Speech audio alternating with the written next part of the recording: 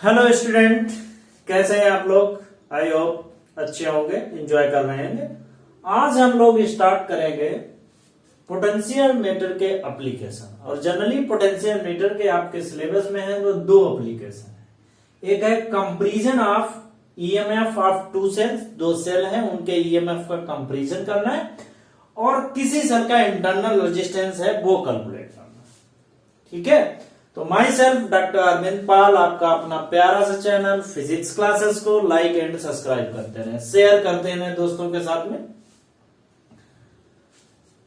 तो वही पुराना अरेंजमेंट, ये बुक में अरेंजमेंट है, ये जनरली लोग प्रेफर करते हैं। तो हमने कोई बैटरी लगा दी, ये हमारा पोटेंशियोमीटर का वायर है यूनिफॉर्म क्रॉस सेक्शन का, दो सेल हैं, पहले का ईएमएफ E1 है, उसका इंटरनल रेजिस्टेंस R है, दूसरी सेल का ईएमएफ E2 है, उसका इंटरनल रेजिस्टेंस R2, एक गैल्वेनोमीटर है, ये चेक किया। ठीक है, इतनी बात समझ गए, जो जनरली हम लोग प्रेफर करते हैं। ये बुक में अरेंजमेंट है, ये गैल्वेनोमीटर, ये आपका रिस्टोर्ड, क्योंकि इसमें कांस्टेंट करंट फ्लो होती है। कांस्टेंट करंट जब भी फ्लो होगी जब वेरिएबल रेजिस्टेंस होता है तो इस मतलब जो रिस्टोर्ड है वो वेरिएबल रेजिस्टेंस है। ये आपके पास बैटरी है, ठीक है, दो यहां पे सेल हैं जिनके ईएमएफ पहले का E1 है, दूसरे का E2 है, and the internal resistance of first cell is R1 and internal resistance of second cell is R2, and this is galvanometer is connected. So at some point they find null point. Okay, this is a configuration of book. तो ये कहां है, book में। इतनी बात समझ गए होंगे। तो हम लोग जनरली इस पे फोकस करते हैं।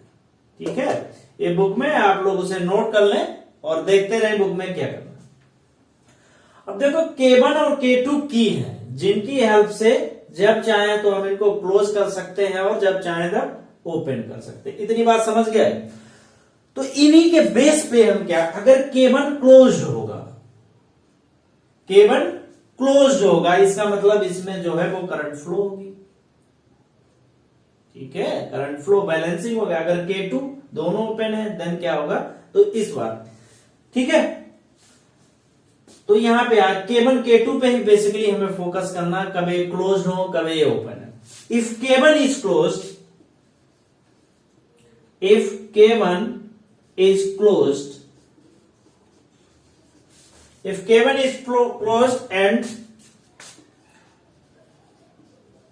K2 is open, so null point with the help of galvanometer is found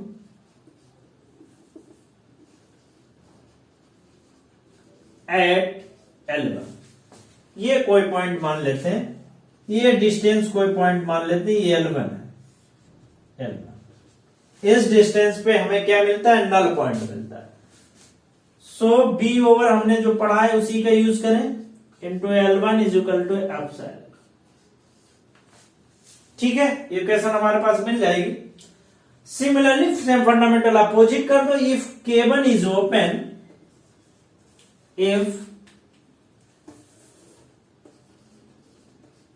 K1 is open and K2 is closed, so null point find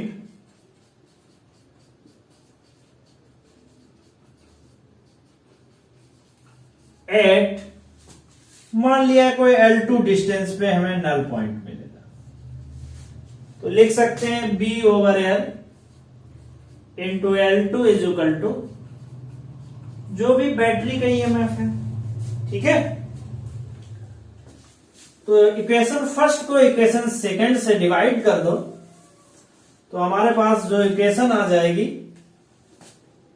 L1 upon L2 is equal to हो जाएगा EMF upon.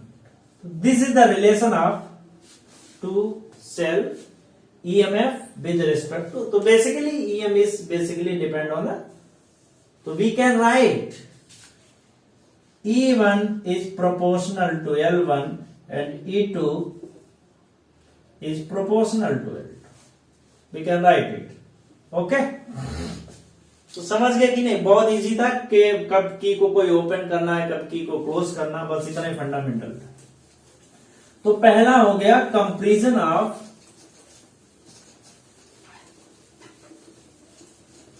To cell EMF. अब calculate करते हैं कि internal resistance अगर हमें cell का निकालना है तब क्या करें।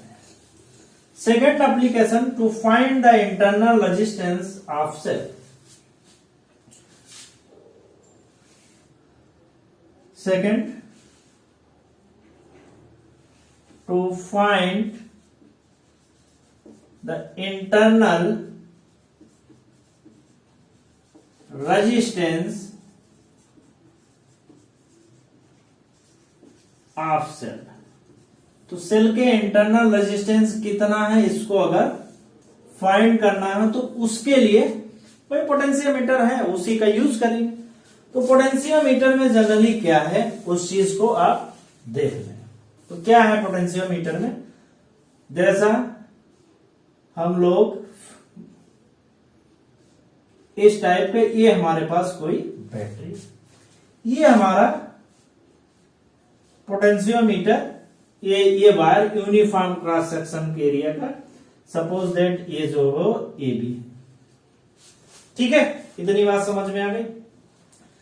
इसके साथ में सेम पोलैरिटी की बैटरी, तो अगर ये माइनस है तो ये भी माइनस होना चाहिए। मैंने क्या बताया था उस दिन, क्यों होना चाहिए? ये अपोजिट पोलैरिटी का है तो क्या चांस है, ये चांस है कि वो एक दूसरे को नल पॉइंट पे कहीं फिक्स ना कर, तो नल पॉइंट इस केस में आपको मिलेगा। और दूसरा मान लेते हैं ये हमारे पास ये एक्सटर्नल रेजिस्टेंस है और ये की है, और फिर ये गैल्वेनोमीटर है और गैल्वेनोमीटर में जे की है, और इसकी हेल्प से हम कहीं नल पॉइंट इसमें फाइंड कर लें। ये L length,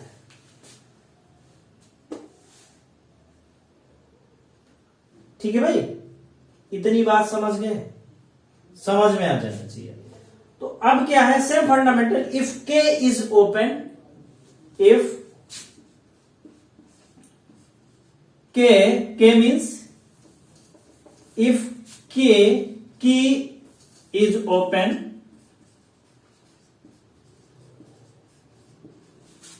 the null point find at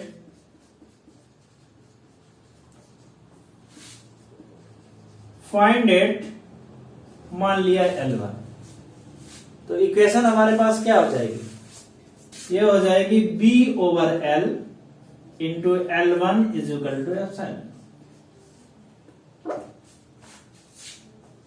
ठीक है, ये इक्वेशन आ जाएगी। अब if key is closed, key is closed, the null point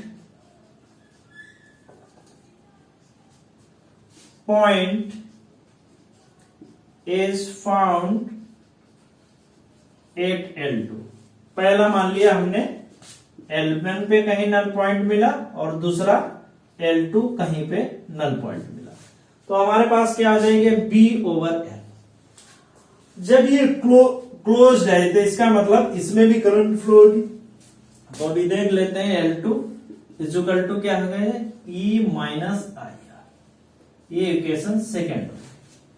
इसको साइड में यहां पे समझने की कोशिश करते हैं। क्या समझने की कोशिश करते हैं, देखो ये हमारे पास सेल है, ठीक है, ये उसमें इंटरनल रेजिस्टेंस, ये आपका एक्सटर्नल रेजिस्टेंस। तो जो भी करंट इसमें फ्लो हो रही होगी आई, वो इसमें भी फ्लो होगी इंटरनल रेजिस्टेंस में, वो इसमें भी होगी, वो इसमें भी होगी, वो इसी में फ्लो होती रहेगी। ठीक है, और इसी में इधर पाथ की डायरेक्शन ले लेते हैं, पाथ डायरेक्शन। तो क्या हम इसमें किरचॉफ के नियम को फिर अप्लाई नहीं कर सकते हैं? बिल्कुल कर सकते हैं ना। ये इंटरनल रेजिस्टेंस है। हो जाएगा कि ना? तो ये हमारे पास वैल्यू आ जाएगी। यहां से करंट की वैल्यू कितनी हो जाएगी, और I इज इक्वल टू कितना हो जाएगा, E over I is equal to E over R plus R। तो क्या हम इसे सॉल्व कर सकते हैं? बिल्कुल कर सकते हैं। तो क्या वैल्यू आ जाएगी आपके पास? हो जाएगी आपके पास B over L into L2 is equal to E minus कितना हो जाएगा, I over E over R, E R over R plus R। ठीक है, तो हो जाएगा B over L into L2 is equal to हो जाएगा E R plus E R minus E R over R plus R। ये हो सकता है कि नहीं? तो B over L into L2 is equal to हो जाएगा E ओवर R, कॉमन ले लेंगे 1 plus R by R। Equation number हमारी हो जाएगी third. From equation first and equation third mathematics ही है, तो हम लिख सकते हैं L1 upon L2 is equal to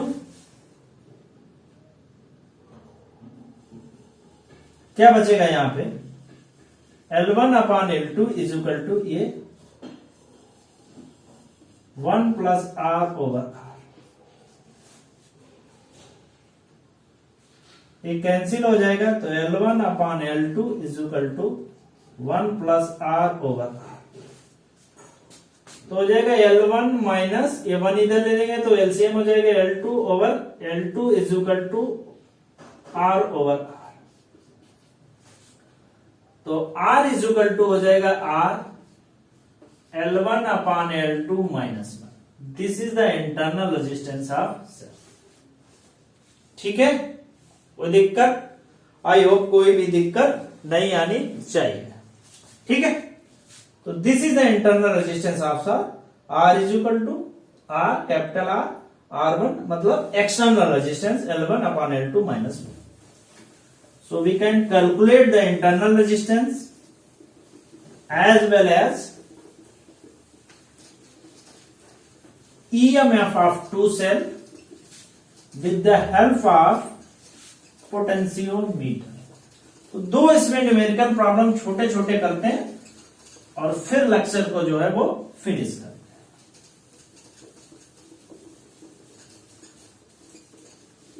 तो क्वेश्चन हमारे पास क्या है, हमारे पास जो है वो दो सेल है।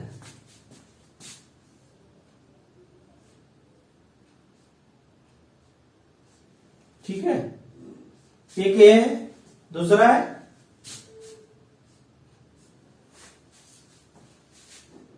इस टाइप के सेल है, और ये हमारे पास सी पॉइंट है।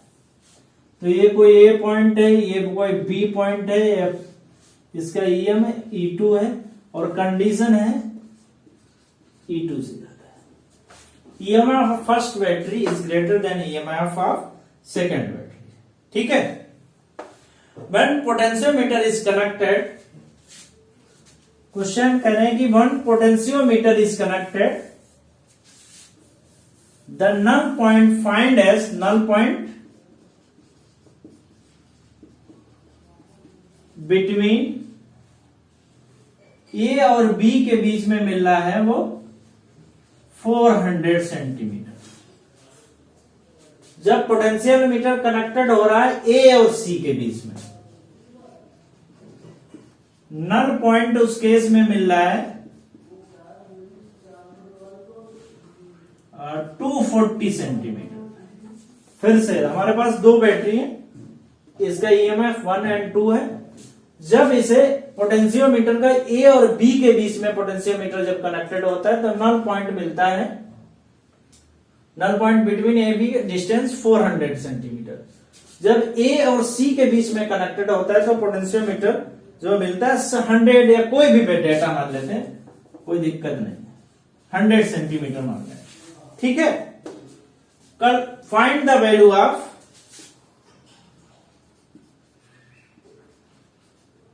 वैल्यू ऑफ इसकी वैल्यू आपसे पूछ रहा है।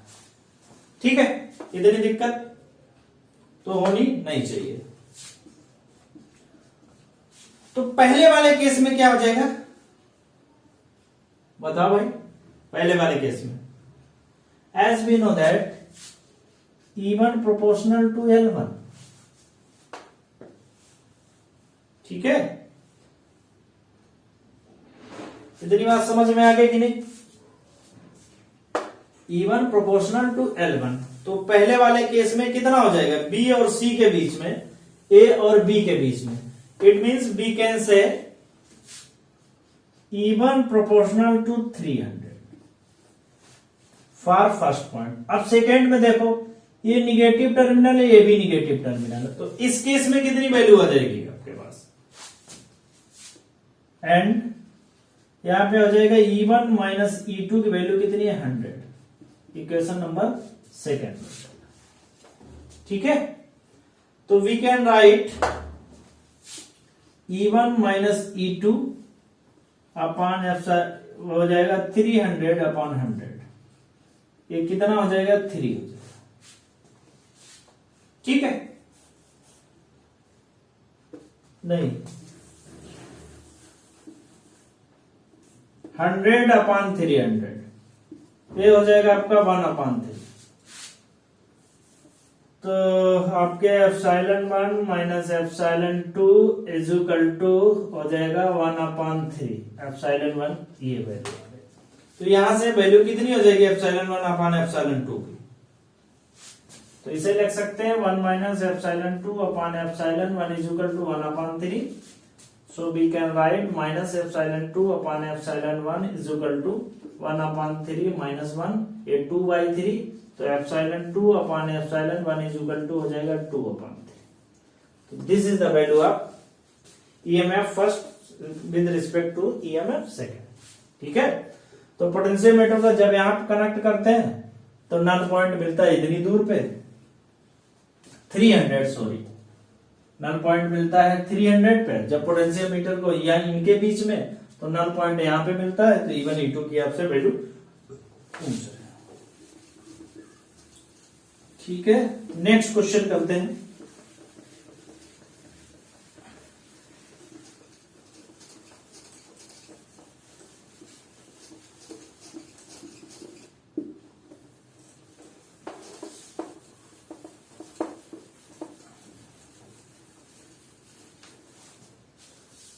क्वेश्चन हमारे पास गिवन है,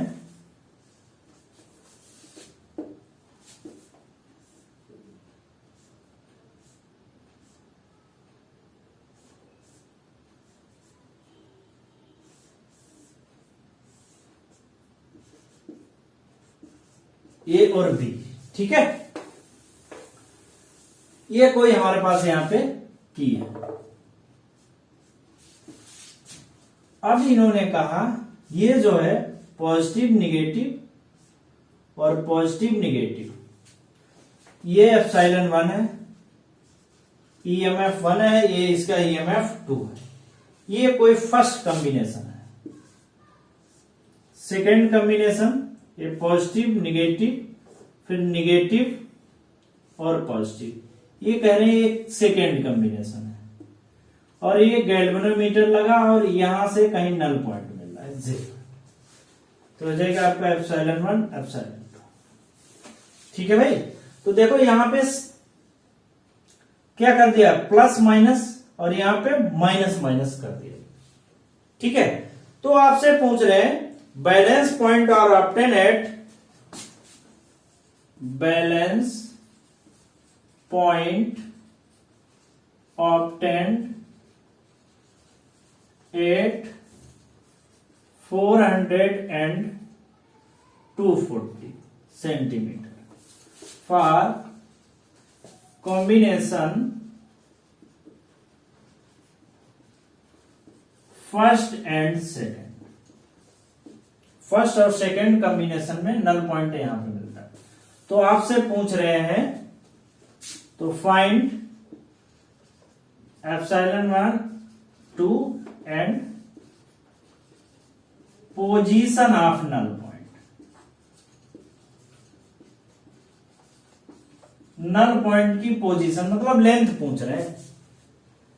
सोल्यूशन में आइए, अब देखिए ये क्या हो जाएगा, ये हो जाएगा आपका ε1 प्लस ε2, क्योंकि सेम पोलरिटी में, तो कितना हो जाएगा आपका 400। इक्वेशन एक हो जाएगी। दूसरी ये देखो यहाँ पे एक पॉजिटिव दूसरा निगेटिव से, तो ये माइनस, ये आपका 240 हो जाएगा।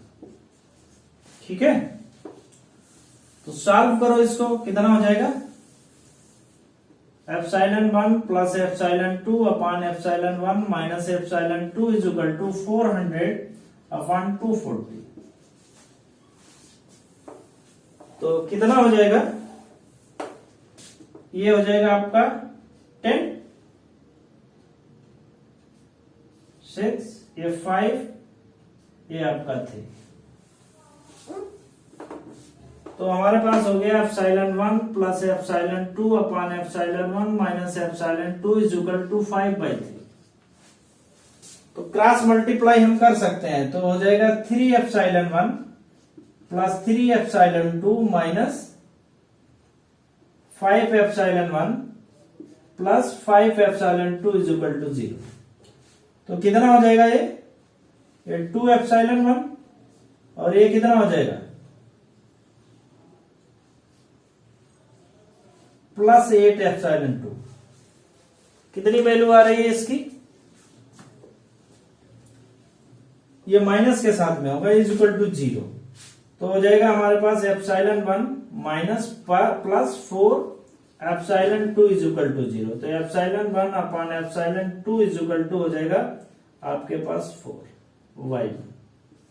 तो ε1 अपॉन ε2 की वैल्यू 4/1 हो जाएगी। अब आपसे पूछ रहे हैं नल पॉइंट, तो नल पॉइंट की वैल्यू, तो ये हो गया आपका फर्स्ट पार्ट। सेकेंड पार्ट में क्या करोगे बताओ भाई। सेकेंड पार्ट में चूंकि ε1 प्लस ε2 इज इक्वल टू कितना किया मैंने 400 एंड ε1 प्रोपोर्शनल टू L1, तो ये क्वेश्चन आप सेकेंड लेस लिख सकते हैं। तो ε1 plus ε2 is equal to 400 upon ε1 is equal to L1। ε1 upon ε2 की वैल्यू आपके पास पता है, तो थोड़ा और, तो 1 plus ε2 upon ε1 is equal to 400 upon L1। तो 1 प्लस ये 2 upon 1/4 is equal to 400 upon L1। तो ये कितना हो जाएगा 5/4 is equal to 400 over L1। तो हो जाएगा 400 into 4 upon 5 is equal to L1। L1 is equal to हमारे पास हो जाएगा 320 मीटर। तो 320 मीटर पे कहीं हमें नल पॉइंट मिलेगा। ठीक है, तो अब लेक्चर को आज यहीं फिनिश करते हैं। अब नेक्स्ट में आई थिंक जो भी टॉपिक है इसको कंप्लीट करेंगे। मीटर ब्रिज है, ठीक है। चैनल को लाइक करें, सब्सक्राइब करें, शेयर करें। Thank you so much.